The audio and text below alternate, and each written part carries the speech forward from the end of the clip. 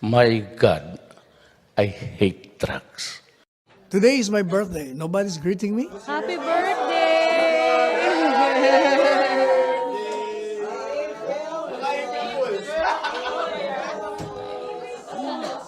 Thank you, but got you there. It's April Fool's Day. First question, Joseph.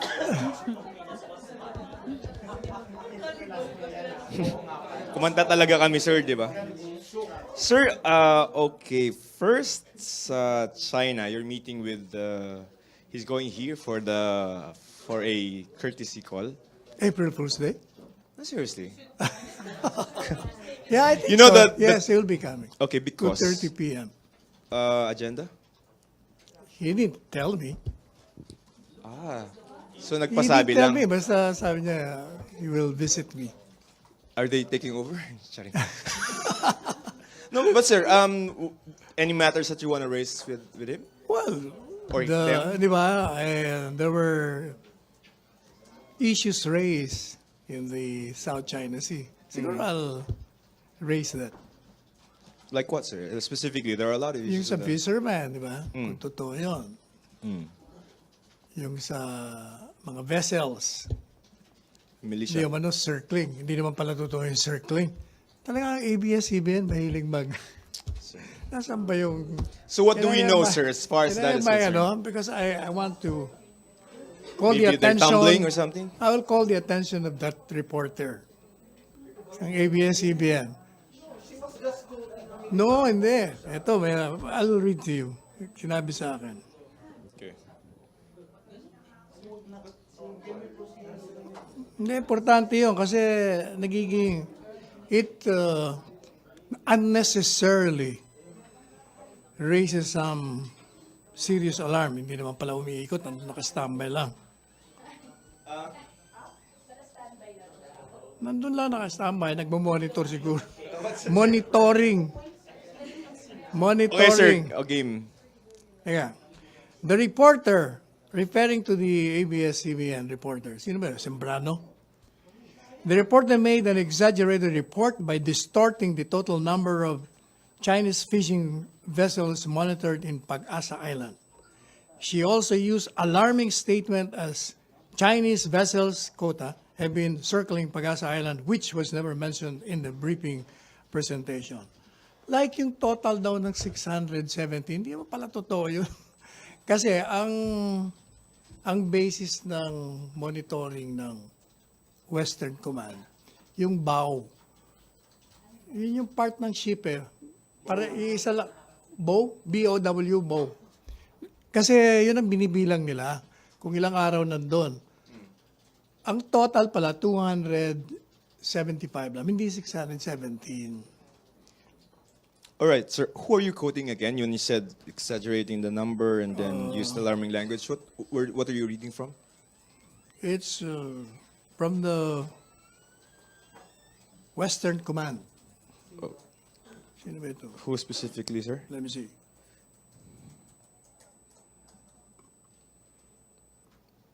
Vice Admiral Rene Medina of the Western Command. Vice Admiral Rene. Medina of the Western Command. This It was- was forwarded to me by Secretary of National Defense, All right. Delphine Lorenzana. Sir, later. It was can- their exchange and it was just, because I was asking, ano ba story nito? Okay. So, sir, can we get a copy later of the text also, ha? Hindi, yung portion na yun. I can, Okay, so right now, what do we know so far? We can only acknowledge 275 Chinese fishermen. boats? 200, 75, you said? yes. Not These are, they describe it as Chinese maritime. Ano ba tawag nila doon? These are not the PLA, Hindi fisherman eh. Parang tawag. May tinawag. People's Liberation Army? No.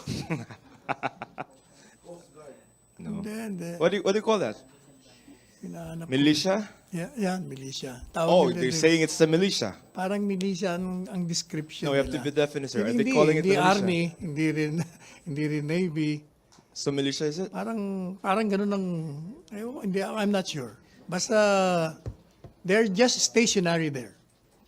Okay, number 2, fact. Mga kumisa na 1 day, kumisa 1 week.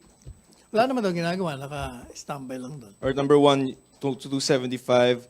Number 2, you're contesting circling, but they are there, right? They're there, but they were not circling the Pag-asa. The reporter of ABS-CBN said that Sir, it what's the was difference circling. between circling and... Oh, ba, ibig sabihin, pag nag-circle ka, meron kang binabalak, meron kang stationary ka lang, baka nanonood ka lang o nakatingin ka lang.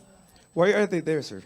I will ask the ambassador if that's true. Are we not worried that they are there? Anything that concerns the security of the Philippines will always be a concern. This concerns the security? And I understand, oh, by the way, I understand we have already issued the diplomatic protest per the Western Command. The DFA has already made the diplomatic protest over it. Over what incident, sir? Kasi there are That a lot. incident on the so-called vessels being stationed there. Would you know the date of the filing? No, I don't know. I will have to ask the DFA. Okay, yun muna, sir. Follow-up, Ina? Sir, if nag-file na po pala tayo ng protest, then it would imply that we see something wrong with their Oh, presence definitely. Kasi the mere fact that they're there and just staying there for a week, bakit? Anong ginagawa ninyo dun? there. Okay. Are you going to ask the Chinese Yes. ambassador to perhaps get the vessels out of there, of the area? Yeah, we will ask if this is true as far as they're concerned. And number 2, if it is true, what are they doing there? But wouldn't we file a diplomatic protest without verifying if it's true or not? On their part, kasi these people may not be within the knowledge of the Chinese government, di ba? Hindi rin natin alam kung yun, kasama nila, o inutusan nila, part of their group. Sir, there was a report that came out over the weekend quoting a BFAR official telling What's Filipino... BFAR again? Bureau of Fisheries and Aquatic Resources, telling our fishermen to avoid panatag shoal. Tama, panatag, ano? Panatag shoal for the meantime para daw makaiwas ng, medyo vague yung statement, makaiwas ng some incidents. So what is that? Bakit ganon? Why are we telling our fishermen not Hindi to ko alam. fish We there? will ask BFAR. As- I have not received any report on that yet.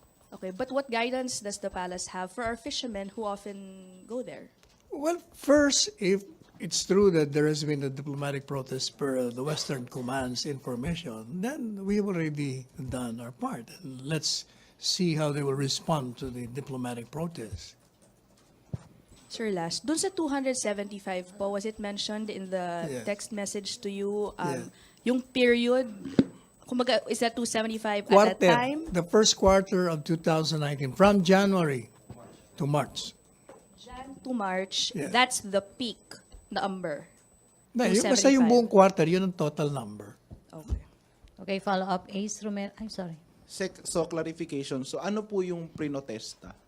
Hindi ko alam. Basta yun ang pakalagay. We already informed the DFA and we understand the DFA has already issued a diplomatic protest over it. Recent po ito? I think so, This yes. week ba or kahit Hindi ko alam exact? ang exact date. I do not know. Pero very recent lang. We will ask the DFA exactly when Ito yung and the quote contents of the protest. ito yung quote nung BFAR regarding dun sa panatag. Sabi niya, refrain muna natin na pumunta doon for the meantime and concentrate on our municipal waters. Kasi yun nga ang pinangingisdaan natin. Just be careful at may mga dapat tayong pang-ilagan for the meantime. Kung yun ang feeling nila, siguro wala namang mawawala kung di natin sundin. Akala ba namin nakakapasok na freely yung mga fishermen dun sa area? Hindi natin kasi alam exactly malaki yung lugar Baka isang portion lang ng lugar. Panatag, Sek. Yeah, but malaki yung panatag. Hindi naman isang kapiranggot lang yon, di ba? We have to exactly know where, how, when. But the point of the matter is we have already made a diplomatic protest over such an incident.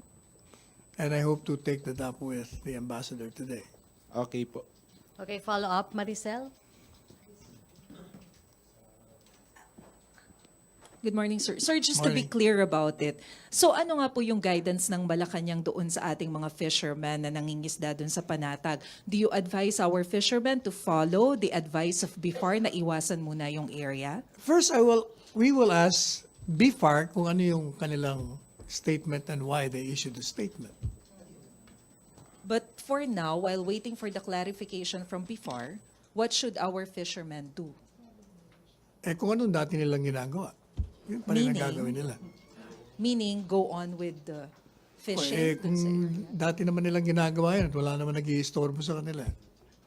So what if it is true na meron talagang humaharang sa kanila o tumataboy sila doon sa kanila doon sa area? Ano po yung Or then payo we ng- will make the necessary protests.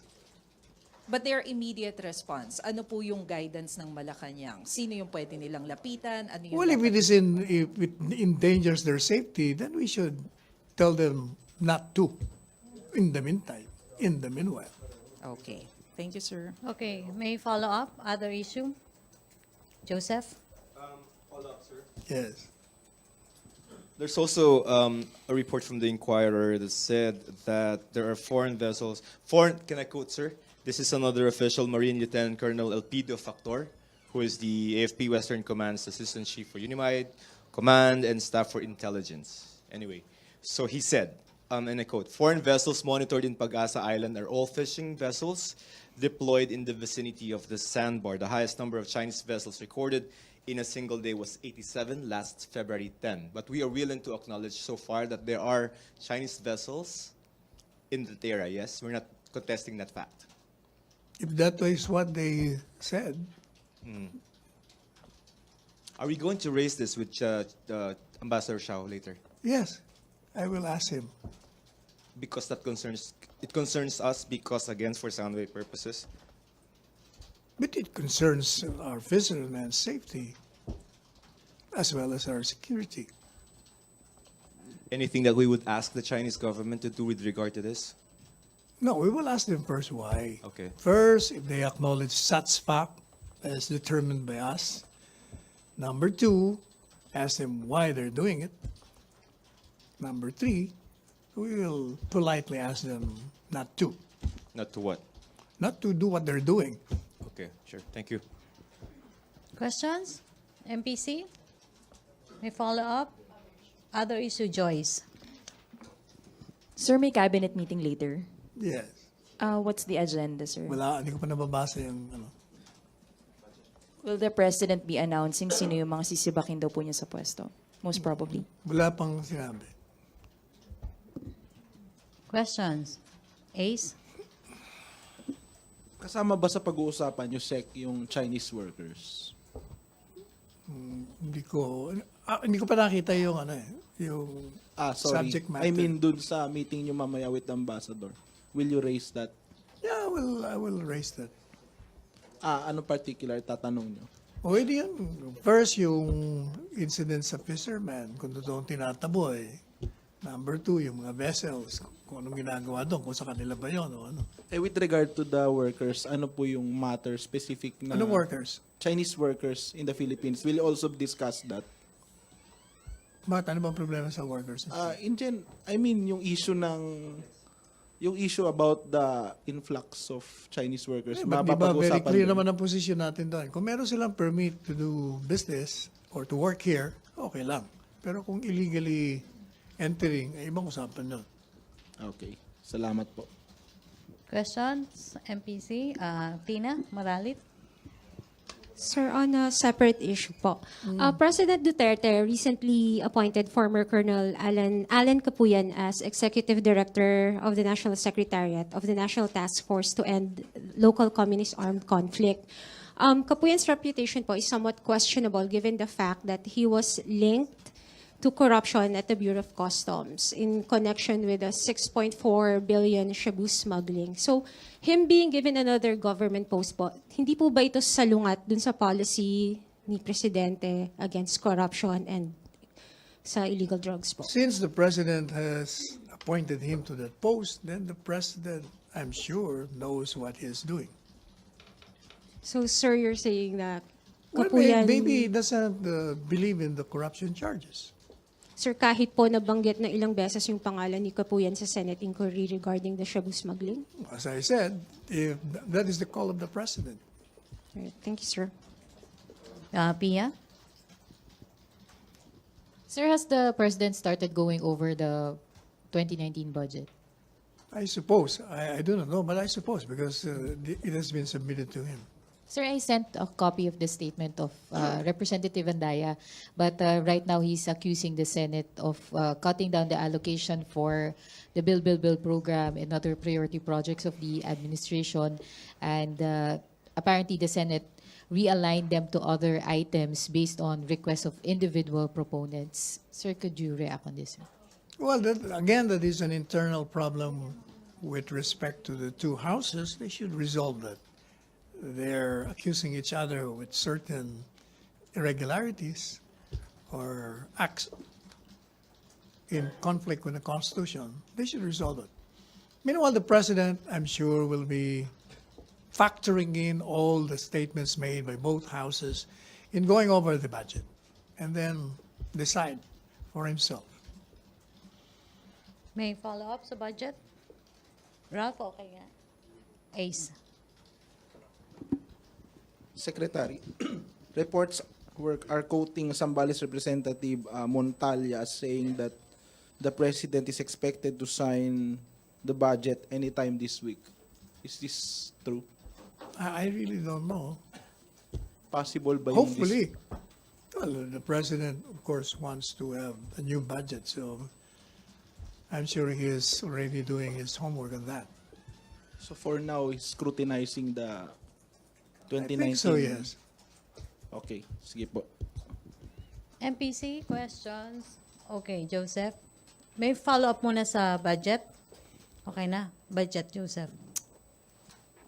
Sir, would you agree that it is now, the ball is now in Malacañang? Yes, precisely. That's why he is going to evaluate and scrutinize the national budget. So the intramurals between the House and the Senate is irrelevant, correct? Not necessarily, because they're raising constitutional issues among themselves. And that will be factored in the consideration of the President's signing or vetoing the certain provisions of the budget.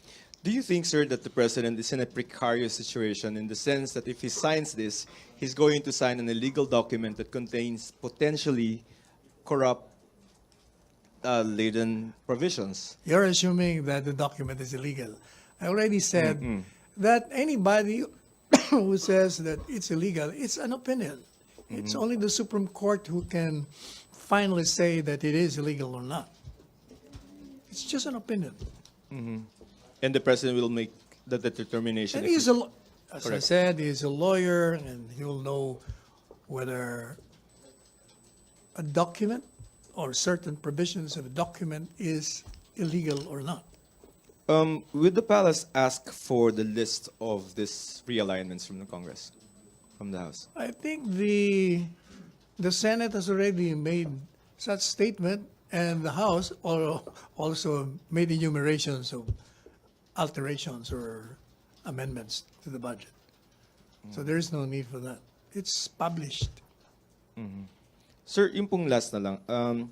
Some are saying that if he signs this is going to be a culpable violation of the Constitution. How can you say you don't even know whether it's illegal or not? Again, it's an opinion. If it's an opinion, so it's not a final say on the matter. The Supreme Court will be the one to resolve that. Okay, sir. Okay, may follow-up? Ina? Questions? Jenaline? Hello, sir. Sir, will the government support an investigation into the killing of 14 farmers in Negros Oriental? Because some groups say this was a massacre and not a legitimate police But we have operation. already reported on that. It's a legitimate police operation. The search warrants were issued by a competent court, and they were implementing that. And the 14 of them fought with the law enforcers, and they were killed in the process. 12 of them were arrested and are now doing the process legal process. Sir, some say that the government is deliberately targeting farmers with supposed links with the communists. Is this true? You know, that is the usual statement issued by those who are linked with the Communist Party of the Philippines. But the fact remains is that the people subject of a search warrant have been identified as suspects in certain ambushes, assassination attempts. So it's police operation and backed up by documents. And the courts believe in them. And that's why they issue these warrants. Okay, Pia? Sir, can we get a palace reaction on the recent takedown of Facebook of a network of Facebook pages and accounts organized by President Duterte's social media manager, Nick Gabunada? First, I don't think the president has anything to do with those Facebook accounts, which was initiated during the campaign or even during the assumption of his presidency. He doesn't know anything about it. Even if Nick Gabunada is his social media manager in the I 2016 do not know whether campaign. he is a social media manager. During the campaign? I do not know of that appointment. First time I've heard of that. Pero sir, can you say that social media played a big role in the election of President Duterte in 2016? Social media, but both sides are or were very active during the campaign. So still the people who decided, and most of them are not with social media. The overwhelming majority that voted him into office, I don't think they have Facebook accounts and whatever. But These are the masses. But is the president aware that he benefited from these social media accounts organized by Nick Gabunada? You must remember that since both sides are active, you will never know whether you benefited from that or you lost in the fight. These are between the two sides. To my mind, what is important is overwhelming mass of our people voted him into office, and majority of them are not into social media. These are the masses. And the campaign promises of the president as a candidate resonated with them. That is why they elected him into office. So mananalo pa rin siya, sir, even without social media. So the contribution of Definitely. social media Definitely. His time was just right. The Filipino people needed somebody like him, and his entry was just the appropriate time. So basically, sir, you're saying that the contribution of social media, particularly itong mga accounts na to and the pages, had very little to do with his election victory in 2016. As I was saying, both sides were very active, and in fact, and even now, they're still active. But as far as si President Duterte po is concerned, not taking into account the other side. The president is not, hindi siya yung tipong interesado sa sa mga Facebook account. Hindi siya yun eh. Siya yung tipong he'll just give you his policies and then enforce them. Ganun siya. It doesn't matter to him whether you criticize him, you assassinate him. Wala sa kanya eh. Hindi siya bothered, nor disturbed, nor distracted by anything that will be an obstacle to his goals as President of the Republic. Sir, there were several reports way back which claimed that President Duterte benefited from these kinds of accounts, weaponizing the internet or social media. He benefited because these accounts pushed fake news or attacked his political opponents. What do you say about that, sir? But as I said, both sides were active, so both sides could have benefited from those interchanges. So you're saying more so President Duterte because he actually won in 2016? It could have contributed, pwede rin namang hindi. more on the masses ang ang boto sa kanya. Ilan ba do we have a survey how much ang social media? Come again?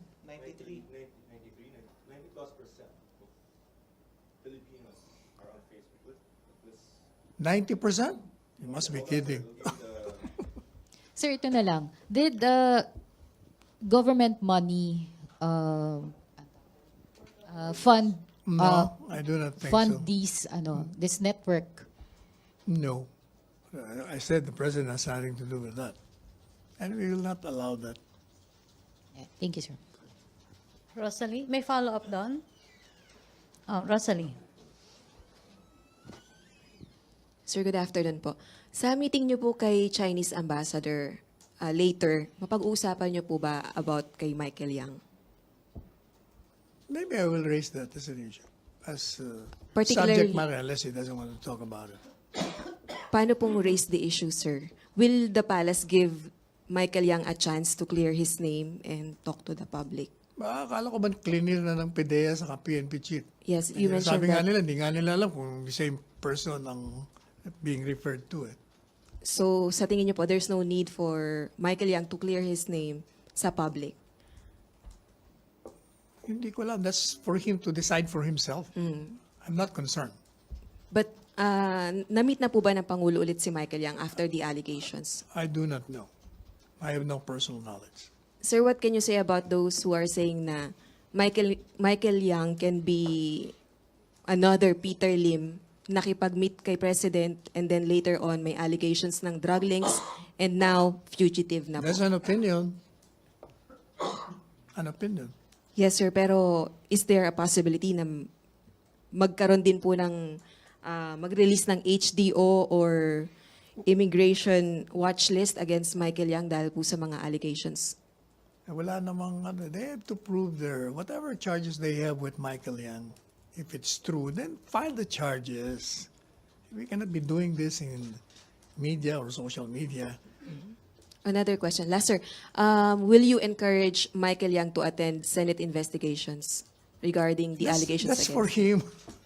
My encouragement or discouragement is irrelevant. As a former He's economic the advisor person po. involved, so he decides for himself. He looks for a lawyer, not me or anybody else in this government. Bilang isang dating economic advisor ng Pangulo, will you Even then, encourage? that's for him to decide, Rosalie. That's for him to decide. Thank you, sir. Okay, MPC? No more question? Danielle, PTV. Sir, good afternoon. Sir, Yes. possible din kayang talakayin sa cabinet meeting yung pag-release ng narco-celebrities? Hindi ko pa alam kung anong subject matter. Pero sir, I will possible. know that an hour before the cabinet meeting. We will be given the subject matter. Thank you, sir. Okay. Questions, MPC? Joseph, no more? MPC Ace?